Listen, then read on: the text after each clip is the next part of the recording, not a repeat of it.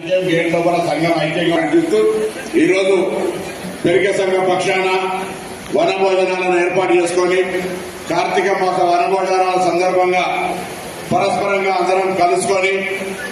ఆప్యాయంగా చర్చ చేసుకుని సంఘంగా ఎదగాలనేటువంటి ఒక మార్గదర్శకత్వం తీసుకునేటువంటి ఈ రోజు నన్ను ఆహ్వానించినందుకు మీ అందరూ కూడా ధన్యవాదాలు తెలియజేస్తా ఉన్నాను. వర్గాల శాఖ మంత్రి కంటే ఎక్కువగా ఒక ఉద్యమకారుడిగా బీసీ బిడ్డగా తప్పకుండా ఈరోజు పెరిగే సంఘానికి ఉన్నటువంటి సమస్యలు కానీ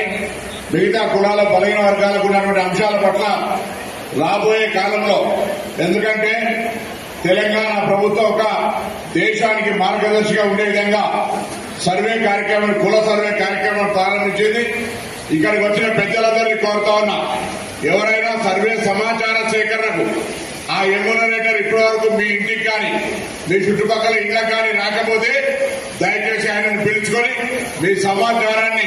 మీ కుల సంఘం పెరిగే సంఘానికి సంబంధించి యావత్ రాష్ట్రంలో ఉన్న వాళ్ళందరూ కూడా తప్పకుండా నమోదు చేయించుకోవాలని సందర్భంగా కోరుతా ఉన్నాం. అదేవిధంగా ఈ యొక్క కుల సర్వేను వ్యతిరేకించే కొంతమంది కొన్ని వ్యక్తులు కొన్ని పార్టీలు ఉన్నప్పటికీ కూడా ఇది రేపు పొద్దున బలహీన వర్గాలకు సంబంధించి ఒక దిక్సూచిగా మారబోతా ఉంది. కాబట్టి అందులో పెరిక కులం కూడా ఒక అభివృద్ధి దిశగా అది ఎంబీసీ కావచ్చు తదితర విషయాల్లో ఏ విధంగా లాభం చేకూరాలో ఒక మార్గదర్శకత్వంగా మీ అందరితో సంప్రదించి ఒక డైరెక్షన్ తీసుకుందామనే మాట కూడా ఈ సందర్భంగా మనం చెప్తా ఉన్నాం. అదేవిధంగా తప్పకుండా ఇప్పటికే వీరన్న గారు కాంగ్రెస్ పార్టీలో మరి మా విభాగానికి అధ్యక్షుడిగా చేయడం, ప్రభుత్వం రాగానే అదే విభాగానికి కార్పొరేషన్ చైర్మన్ గా వేయడం